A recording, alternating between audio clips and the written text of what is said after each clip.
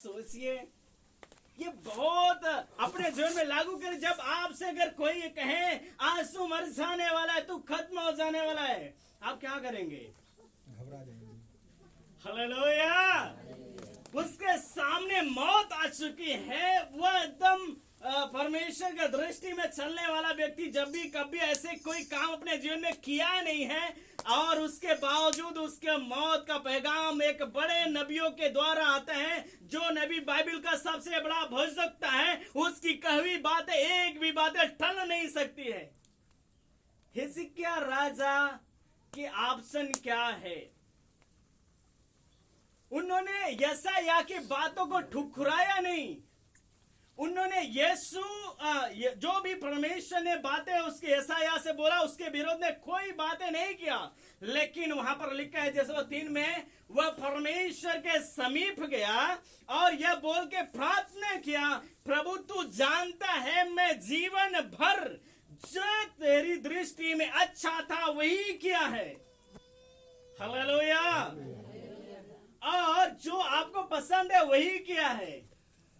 मैं आपको बता दूं, उसके सामने मौत का सामना करने के लिए जो मौत उसके सामने खड़ी है, उस परिस्थितियों में घबराता नहीं है, वह चिंतित नहीं होता, वह दुखी नहीं होता, वह खुदा के समीप जाता है।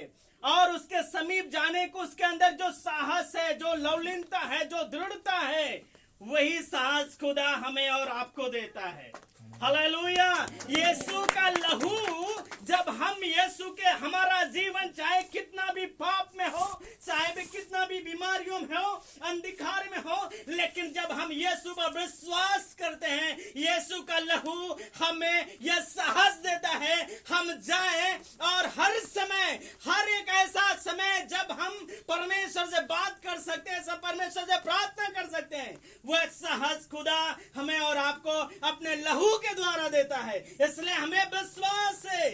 हिजकिय्याह के पास वह साहस था कि उन्होंने 29 सालों में ऐसे कोई दृष्टि में खुदा के कार्य ऐसा नहीं किया जो उसके दृष्टि में बुरा है। हम अपने जीवन काल में चाहे कितने भी पाप किए हो, चाहे कितने भी गुनाह किए हो, जब हम खुदा पर विश्वास करते हैं, उसका लहू हमें जयवंत करता है, उसका लहू हमें धर्मी बनाता है, उसका लहू हमें साहस देता है हम खुदा के सामने जाएं। हालेलुया। और उसका साहस, वो जाकर कहता है, परमेश्वर मैंने तेरा दृष्टि में कोई बुरा काम नहीं किया है। उसका परिणाम क्या आता है? दूसरा राजा उसका 20 अध्याय, वहां पर पढ़िए, खुलिएगा, मैं बोल दूं वो पद पढ़िएगा। जब हिजकिय्याह राजा प्रार्थना कर रहा था, वह अपनी बातें खुदा के सामने रख रहा था, उसके सामने मौत है, उसको पता है मैं मर जाने वाला हूं, लेकिन उसके अंदर यह साहस है कि मैं अपनी बातें खुदा के सामने रखूंगा। और बाइबल कहती है एक बड़े नबी ने उसके सामने बोला है, मेरे प्रियो, आपकी परिस्थितियां हो सकता है आपके विपरीत हो सकता है आप निराश हो गए हो सकता है बीमारियों में ग्रसित हो सके हो, आप अपने मृत्यु तक अपने आपका जीवन वहां तक पहुंच गया हो, लेकिन अगर आप विश्वास करते हैं तो यीशु का लहू आपको यह साहस देता है कि आप उसके समीप जाकर प्रार्थना करें और परमेश्वर आपकी प्रार्थनाओं को सुनेगा। आप जैसा हिजकिय्याह रोने लगा, बिलखने लगा अपनी बात कहकर, मिल गया। उसका 4 पद पढ़िए। तब ऐसा हुआ कि यशायाह आंगन के बीच तक जाने भी न पाया था कि यहोवा का यह वचन उसके पास पहुंचा। जी हालेलुया। वहां पर लिखा हुआ है कि जैसे हिजकिय्याह ने प्रार्थना किया है, जो प्रभु के सामने बिलख बिलख कर रोया है, बाइबल कहती है यशायाह नबी जब उसके आंगनों में से जाने वाला था, उसके आंगनों को प्रवेश नहीं किया था, बाहर निकला नहीं था, खुदा का पैगाम आ गया, मेरे दास हिजकिय्याह से कह दे। हालेलुया। वो आंगनों तक भी नहीं गया है। अब सोचिए, वहां पर पहुंचा भी नहीं है, तब तक खुदा का पैगाम उसके सामने दोबारा आ जाता है। वही जो उसे कहता है तू मरने वाला है, फिर उसी से परमेश्वर कहता है तू जा, मेरे दास से कह दे मैंने तेरी प्रार्थनाएं सुन ली है। हालेलुया। जब हम और आप खुदा से प्रार्थना करते हैं मेरे प्रियो, मैं कहता हूँ आपका मुसीबत आपको टच नहीं कर सकती। उससे पहले खुदा आपको चंगा कर सकता है, वो आपको छुटकारा दे सकता है, वो अंधेरे से आजाद कर सकता है, वो आपको छुड़ा सकता है। हमें और आपको खुदा ने वो लहू जो बहाया है, उस लहू के द्वारा हम जयवंत हुए हैं। वो शैतान पर, उस शत्रु पर हम जय पाए हुए। इसलिए हमें कुछ करना नहीं है, केवल विश्वास से बोलना है। हालेलुया। क्योंकि खुदा ने हमें साहस दिया है, खुदा ने हमें अधिकार दिया है। कोई संसार का ताकत नहीं, पर खुदा ने हमें वह दृढ़ता दिया है। और वह जाकर प्रार्थना करता है, वो द्वार पे खड़ा है।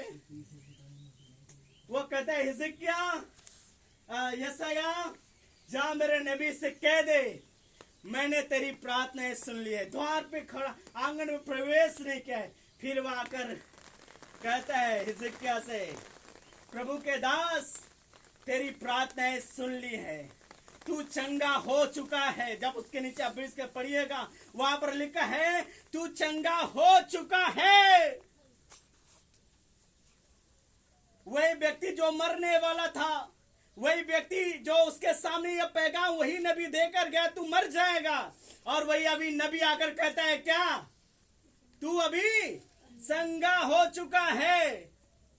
आप सोचिएगा, आपके जीवन में ऐसी परिस्थितियां आ सकती हैं, संसार में आप दुख का सामना कर सकते हैं, मुश्किलों का सामना कर सकते हैं, लेकिन आप उससे, जब आपके पास मुश्किलें आ जाए तो क्या हो जाए, आप बस इतना कहेंगे अब तो मेरे जीवन में यही लिखा था, मेरे जीवन में यही किस्मत में लिखा है, मेरा जीवन बस इतना है। नहीं, आपके पास खुदा ने साहस दिया है। आप अपनी परिस्थितियों को बदल सकते हैं, अपने मुश्किलों को हटा सकते हैं। खुदा ने आपको वह चुनने का अधिकार दिया है। यशायाह ने जब बोला तो वह हिजकिय्याह ने उसकी बात को इग्नोर नहीं किया, लेकिन उसको अंदर यह साहस था, मैं प्रार्थना करूंगा, मेरी प्रार्थना खुदा सुनेगा। हालेलुया। और उसकी वह चुनौती पर जीवन बदल गया और लिखा है उसकी आयु 15 साल। हालेलुया। आसान नहीं है 15 साल बढ़ना, बहुत मुश्किल है, क्योंकि उसके शरीर में जो फोड़ा हुआ था, उसके पूरे शरीर में वो ग्रसित हो चुका था, वह मरने वाला था, उसकी सच में कोई बचने की योग्यता नहीं थी। लेकिन उसके अंदर जो साहस था, जो दृढ़ता थी, उसके कारण वह खुदा के समीप गया। आपके जीवन में चाहे कितने भी पाप हो मेरे प्रियो, चाहे आप कितने भी गरीबी में हो, चाहे कितनी भी समस्याओं में हो, आपके पास खाने के लिए कोई वस्तु न हो, तो अभी आप घबराना मत। अगर यीशु पर विश्वास करते हो, उसके लहू के द्वारा खुदा आपको जयवंत करेगा, खुदा आपको छुड़ाएगा। चाहे जैसी भी परिस्थिति आपकी हो, आपके अपने चुनौती भरे जीवन को आप अपनी प्रार्थना के द्वारा बदल सकते हैं। आमीन। यह खुदा में और आपका साथ देता है। इसलिए हिजकिय्याह कभी घबराया नहीं। आप कभी भी प्रार्थना करने में घबराना मत, कभी भी डरना मत। आप बड़े पावरफुल व्यक्ति हैं। हालेलुया। बहुत जो कहेंगे वो क्या हो जाएगा, सच में। हालेलुया। विश्वास है कि नहीं? नहीं, लग नहीं रहा है। हालेलुया। आपको खुदा वह आशीष देगा। बड़े मुश्किल है, हिजकिय्याह के सामने मुश्किल का बाढ़ है। आप आमोस की पुस्तक उसका 7 अध्याय खोलिएगा। वहां पर एक बार ऐसा हुआ, इस्राएलियों की सारी जो भूमि थी, सारी जो फसल थी, उन्होंने उसे नष्ट कर दिया। और एक बार नष्ट किया टिड्डियों के द्वारा, फिर खुदा ने दूसरी बार नष्ट करने जा रहा था। तो फिर यशायाह आमोस नबी ने उसे फिर से प्रार्थना किया, बोला प्रभु अगर यहाँ पर तू इनके फसलों को नष्ट कर देगा तो ये भूखे हो जाएंगे, इनके पास कोई खाने की वस्तु नहीं रहेगा। और वह बड़ा गिड़गिड़ा कर प्रार्थना किया। और जब उसने प्रार्थना किया, बाइबल कहती है, परमेश्वर का वचन कहता है कि परमेश्वर ने पछताया और अपने विचारों को बदल दिया, और वहां पर उन्होंने टिड्डियों को से द्वारा फिर उनके फसलों को नाश नहीं किया। जब आप प्रार्थना करते हैं, प्रभु के समीप जाते हैं, आपके वातावरणों में आपकी परिस्थितियां कई बार अकाल हो सकते हैं, भूखमरी हो सकता है, आपके गांव में ऐसे बंधन हो सकते हैं जो अलौकिक तरीके से बड़ा कब्जा किए हुए हैं, लेकिन जब आप प्रार्थना करते हैं तो परमेश्वर वहां पर आपको जीवंत करेगा, वहां के बंधनों को परमेश्वर तोड़ेगा। जैसे आमोस की प्रार्थनाओं को सुना है, वैसे आपकी प्रार्थनाओं को सुनेगा। इसलिए आप प्रार्थना करने के लिए क्या हो जाए, बस कहना है, करते नहीं है। हालेलुया, करते हैं, करना है। हमें क्या करना है, करना है। बहुत पावरफुल से, बहुत आत्मिक तौर से हमें और आपको क्या करना है, बोलना है। और आप जानते हैं, योना की पुस्तक में आप जब पढ़ेंगे, योना के परमेश्वर ने योना से बोला, योना तुम जाओ और निनवे में प्रचार करो। कितने लोग कहानी जानते हैं योना का? कोई नहीं जानता है। पास्टर साहब, सबको बाइबल अच्छे से पढ़ाइए, बोल बोल के डंडा लेकर पढ़ाइए। हालेलुया। आप लोग इतना समय से आपको ये सब कहानी आना चाहिए। योना नबी के सामने वो नया नियम है, पुराने नियम में? अभी किसी को पता नहीं है वो नया नियम है कि पुराना नियम है। हालेलुया।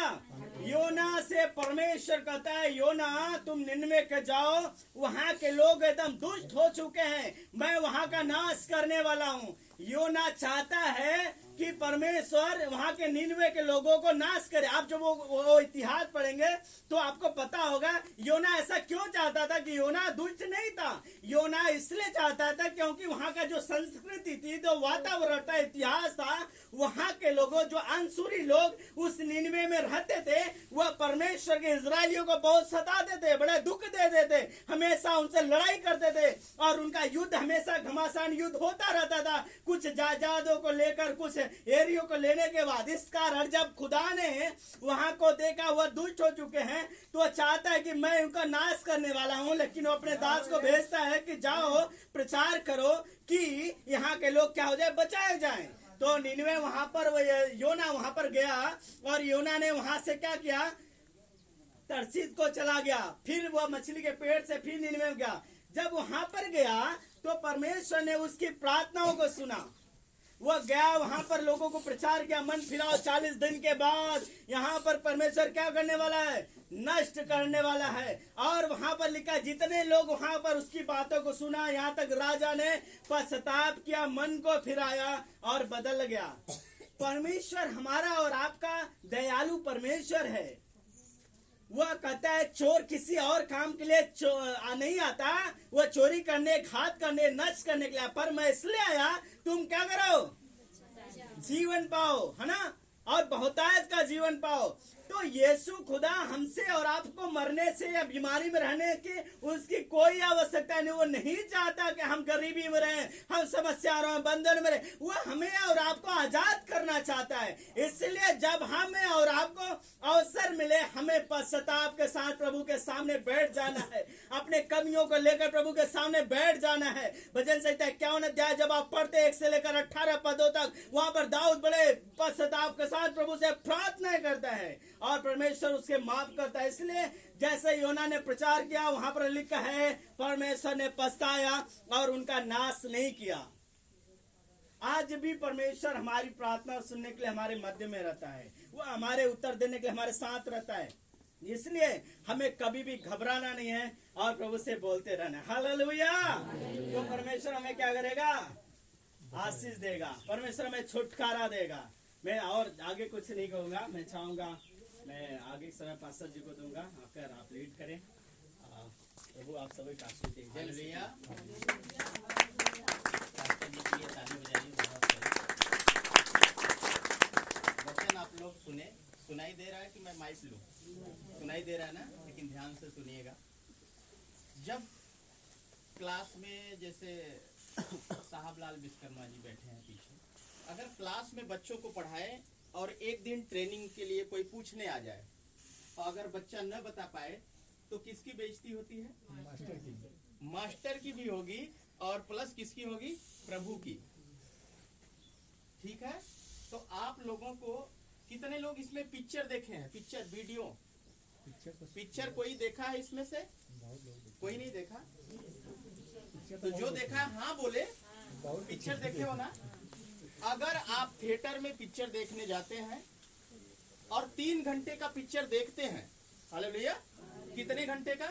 3 घंटे का पिक्चर देखते हैं और अगर बाहर निकलते हैं तो पूरे रास्ते भर बताते आते हैं। फिर कोई दोस्त यार पूछा, अरे यार ये पिक्चर ऐसा था, इसमें ये हीरो था, इसमें ये गद्दार था, ये हीरोइन थी, ऐसा सारी चीजें हम बता देते हैं ना। इस बाइबल में आधा से ज्यादा चीज कहानियों में है।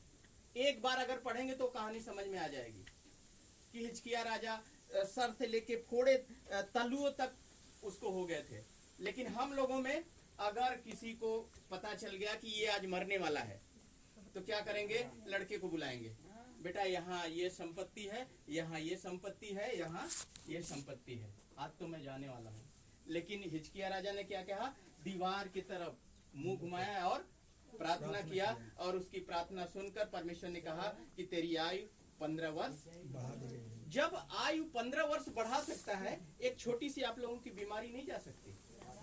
जा सकती है, लेकिन आप लोग प्रार्थना नहीं करते। वो 25 साल में राजा हुआ था ना। आपने जिस दिन परमेश्वर को विश्वास किया उसी दिन राजा हो गए, क्योंकि परमेश्वर हमारा क्या है? राजाओं का। हम लोग उसके बेटे और बेटियां हैं। तो जब हम उसके बेटे हैं तो राजा का बेटा क्या होता है? राजकुमार, राजा ही होता है। वो तो 25 साल में राजा हुआ था, लेकिन आप लोग केवल परमेश्वर को विश्वास करो और राजा हो गए। लेकिन राजा का एक बैरियर होता है, राजा का एक बैरियर होता है कि नहीं? तो हम जब राजा के बेटे हैं, राजा हैं, तो हमारी भी एक बैरियर होनी चाहिए।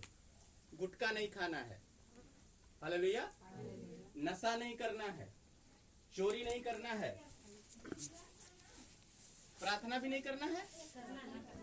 ये जान लीजिए, राजा की एक बैरियर होती है। जैसे डॉक्टर कंप्यूटर का काम नहीं कर सकता, वैसे जब आप लोग राजा हैं तो आप लोग बैरियर में रहिए। जब आप बैरियर को पार करते हैं तभी शैतान काम करता है। क्योंकि जब परमेश्वर सूली पे चढ़ा हमारे पापों के लिए, किसके लिए? हमारे पापों के लिए, क्योंकि हम सभी पापी हैं, मन से, वचन से, कर्म से। हालेलुया, हम सभी क्या हैं? पापी थे, मन से, वचन से, कर्म से। लेकिन हमारे पापों के लिए परमेश्वर सूली पे चढ़ गया। हालेलुया, और तब भी हम उस पाप को करते हैं। और पाप तब होता है जब हम बैरियर से बाहर होते हैं। और जब परमेश्वर सूली पे चढ़ गया, उसके पहले जब सूली पे नहीं चढ़ा था तो शैतान का अधिकार था, वो कुछ भी कर देता था किसी के साथ। लेकिन जब परमेश्वर सूली पे चढ़ा तो सारे शैतान के अधिकार को खत्म कर दिया। उसका अधिकार क्या हो गया? खत्म हो गया। लेकिन जब हम अधिकार उसको कब देते हैं? जब हम अधिकार देते हैं तो वो काम करता है।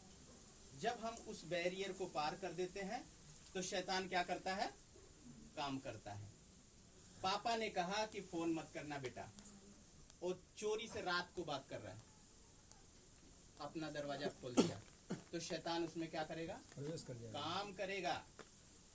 क्योंकि वो बैरियर से, पापा ने एक बैरियर लगाया था कि बेटा फोन मत करना, लेकिन उससे हमने क्या किया? बैरियर को पार कर दिया। जब हम पार करते हैं तभी शैतान काम करता है। आप बीमार होते हो, तकलीफ में होते हो, हमें कितना साल से सब लोग जान रहे हो, हमने दवा लिया कभी?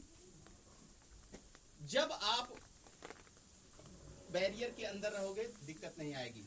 जब भेड़ें झुंड में रहती हैं, भेड़ें जब झुंड में रहती हैं और उसमें से देखोगे एक पीछे जाती है, अगर एक पीछे है तो भेड़िया किसको पकड़ता है? जो अकेले रहेगा, झुंड वाले को पकड़ता है कि एक क्यों? जब आप परमेश्वर में बने रहोगे तो आप झुंड में रहते हो। जब परमेश्वर से निकल के अगर संसार में थोड़ा भी मन लगाना चाहते हो तो भेड़िया क्या करता है, पकड़ लेता है। जब हमें संगति में रहना है, जब आप संगति में रहेंगे तो वो शैतान काम नहीं कर सकता। हालेलुया। लेकिन आपने हिजकिय्याह के बारे में सुना कि वो सारी आज्ञाओं को परमेश्वर के मानता था और ऐसा काम नहीं करता था कि जो परमेश्वर के दृष्टि में ठीक न हो। हालेलुया। पानी पीते रहिए, लेकिन ध्यान दीजिए हमने क्या बताया। हिजकिय्याह राजा क्या था, पूरा फोड़ा फुंसी आया था, शैतान ने निकाला था, लेकिन वो उसको भी निकला और क्या कर रहा था, वो इतने सालों में एक भी बार परमेश्वर के खिलाफ कोई काम नहीं किया था, उसकी आज्ञा पे चलता था। और इतना बड़ा तकलीफ आया, उसकी औरत भी छोड़ दी थी, बोली कि प्रभु की निंदा कर। लेकिन आप लोगों को एक छोटा सा बुखार आ जाएगा, कुछ आ जाएगा, लेकिन आप लोग प्रार्थना करके नहीं कर सकते, क्योंकि परमेश्वर सबकी प्रार्थनाओं को सुनता है। ऐसा नहीं कि पास्टर जी हैं और इनका प्रार्थना करेंगे तो सुन लूंगा। परमेश्वर सबकी प्रार्थना सुनता है, क्योंकि यह अधिकार सबको दिया गया है। अभी बीच में आपने कुछ पाप के बारे में सुना, पाप, क्योंकि हमें अपने पापों से मन फिराना है। क्योंकि हम लोग यहाँ आते हैं, बहुत लोग केवल चंगाई के लिए, कि हमें छुटकारा मिल जाए, चंगाई मिल जाए। लेकिन हमने क्या कहा था, एक बार बताया था, लेकिन कुछ लोग नहीं जानते हैं, निकालिए आप लोग। तो आज से कितने लोग बैरियर में रहेंगे? जिसको अगर बीमार नहीं होना है, तकलीफ में नहीं आना है, समस्या में नहीं फंसना है, तो वो नशा करना बंद कर दे। मास्टर जी हम बहुत अच्छे से हैं, बहुत प्रार्थना कर रहे हैं, 2 मिनट की प्रार्थना। हमने कहा कि जब एक बीमार व्यक्ति होता है, एक बीमार व्यक्ति होता है, वो क्या करता है? मनुष्य 3 किस्म के होते हैं। एक बीमार व्यक्ति बीमार रहेगा, उसको खीर बना के दे दो तो कितना खाएगा? 1 चम्मच 2 चम्मच खाएगा। उसको बोलेगा मन नहीं है, नहीं खाऊंगा, बीमार हूं मैं, मेरे को अच्छा नहीं लग रहा है। लेकिन सब घर वाले क्या कहेंगे? 1 चम्मच ही खा ले, थोड़ा सा खा ले, चीख ले, ऐसा कहेंगे कि नहीं? तब वो 1 चम्मच चीख लेता है, फिर प्रेस डालेंगे, 1 चम्मच और ले लेंगे, नहीं नहीं नहीं, इसका मन नहीं। उसको मीट बना के दे दो, बहुत प्रेस डालोगे तो 1 पीस लेगा। जो बीमार होता है, वैसे ही हम में से जो बीमार होता है ना, बहुत थोड़ा सा प्रार्थना करता है। कितना करता है? थोड़ा सा प्रार्थना करता है। और हमें बीमार व्यक्ति नहीं होना है। और एक मरा हुआ व्यक्ति होता है, वो मरा हुआ व्यक्ति होता है, जैसे जानते हैं वो खीर थोड़ा खाता है, चिकन थोड़ा खाता है, जो बीमार होता है, वैसे हम लोग थोड़ा सा प्रार्थना कर लेते हैं, थोड़ा सा वचन पढ़ लेते हैं, उतने से कुछ होने वाला नहीं है। जो थोड़ा थोड़ा करता है, कभी कभी हफ्ते में 1 दिन करता है, वो बीमार है। और जब हफ्ते में जो 1 दिन करता है, समझ लो कि वो हॉस्पिटल में एडमिट है। समझ आई हम क्या बताए? वो हॉस्पिटल में एडमिट है कि हफ्ते में 1 दिन वो कर ले रहा है। आप अगर डेली प्रार्थना करोगे, एडमिट होने की जरूरत नहीं पड़ेगी। हमने कहा था ना कि एक जगह लिखा था, हार्ट के ऑपरेशन के बोर्ड पे लिखा था कि अगर तुम खुदा के सामने अपना दिल खोले होते तो कैंची और औजारों से खोलने की जरूरत नहीं होती। लेकिन हम लोग खुदा के सामने अपना दिल खोल के नहीं रख सकते। हालेलुया। तो आज मैं बताने वाला हूँ, मैं बताया भी था लेकिन आज फिर से बताने वाला हूँ। बहुत लोग जब कहानी सुनते हैं भूल जाते हैं। अय्यूब के बारे में हमने कई बार बताया था कि नहीं, लेकिन आप लोग भूल गए, तो वो भी भूल गए होंगे। निकालिए, आज हम ये बताने जा रहे हैं कि लोग बीमार क्यों होते हैं, तकलीफ में क्यों आते हैं, समस्या में क्यों आते हैं। हालेलुया। मैं इस विषय में बताने वाला हूँ कि आप लोग बीमार क्यों होते हैं, तकलीफ में क्यों आते हैं, समस्या में क्यों आते हैं। बहुत लोग, मसीही लोग भी 1 साल हो जाता है, पास्टर से कहते हैं कि पास्टर जी 1 साल हो गया, हम बीमार है ठीक ना होती का कही है पास्टर जी हमार काम 1 साल से ऊपर हो गया हम प्रभु में आवत ही मानत ही प्रार्थना करते वो 2 मिनट वाला जैसे 1 चम्मच वाला लेकिन ठीक नहीं होता। नहीं हो रहा है। हालेलुया।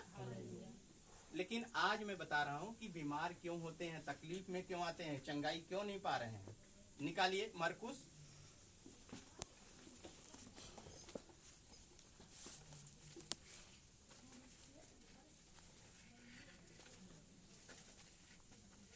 मरकुस 2:1 फटाफट पढ़िए जना हम टाइम ज्यादा नहीं लेंगे। कई दिन के बाद हाँ देखिए ध्यान से सुनिएगा। कई दिन के बाद वह फिर कफरनहूम में आया। यीशु मसीह कई दिनों के बाद कहाँ आए? कफरनहूम एक गांव था वहाँ पे आए और सुना गया कि वह घर में है। और सुना गया कि वो घर में है। यीशु मसीह कफरनहूम एक गांव था वहाँ आए और सुना गया कि वो कहाँ था? घर में है। घर में, एक घर में। फिर इतने लोग इकट्ठा हुए कि इतने लोग इकट्ठे हुए द्वार के पास भी जगह नहीं थी। द्वार के पास जगह नहीं था। जैसे आप लोग इकट्ठा हुए हैं और द्वार के पास जगह नहीं था और वह उन्हें वचन सुना रहा था। और क्या सुना रहा था? जैसे मैं क्या सुना रहा हूँ वचन। वैसे प्रभु यीशु क्या सुना रहा था? वचन। वचन सुना रहा था। और इतनी भीड़ थी कि वहाँ द्वार के पास जगह नहीं था। आगे और लोग एक लकवे के रोगी को 4 मनुष्यों से उठवाकर उसके पास ले आए। 4 मनुष्यों से क्या करिए? उठवाकर उसके पास ले आए। क्योंकि पहले जब गाड़ी घोड़ा नहीं था तो 4 जन खाट पे उठा के लेके जाते थे। हालेलुया। और कितने लोग उस लकवे के रोगी को लाए? 4 जन उठा के लाए। आगे परंतु जब वे भीड़ के कारण जो उठा के लाए भीड़ के कारण उसके निकट न पहुंच सके, प्रभु यीशु के निकट नहीं पहुंच पाए, तो उन्होंने उस छत को जिसके नीचे वह था जिसके नीचे प्रभु यीशु था उस छत को क्या किए? खोल दिए। आगे और जब वे उसे उधेड़ चुके थे यानी खोल चुके थे तो उस खाट को जिस पर लकवे का रोगी पड़ा था लटका दिए यीशु मसीह के साथ पास। हालेलुया। यीशु ने उसका विश्वास देखकर उस लकवे के रोगी से कहा, हे पुत्र तेरे पाप क्षमा हुए। हालेलुया। किसका विश्वास देख के? उस लकवे के रोगी का। जो चारों वो तो बीमार था लेकिन वो चारों जो लाए उठा के लाए थे उसका विश्वास देखकर प्रभु ने कहा, क्या कहा? तेरे पाप क्षमा हुए। हे पुत्र तेरे पाप तेरे पाप क्षमा हुए। इसका मतलब कि बीमारी कैसे आती है? पाप के कारण। पाप से आती। किसी पास्टर के पास चले जाओ और अगर वो प्रार्थना नहीं किया, आप किसी नए विश्वासी को लाओ और पास्टर जी से प्रार्थना करवाएंगे।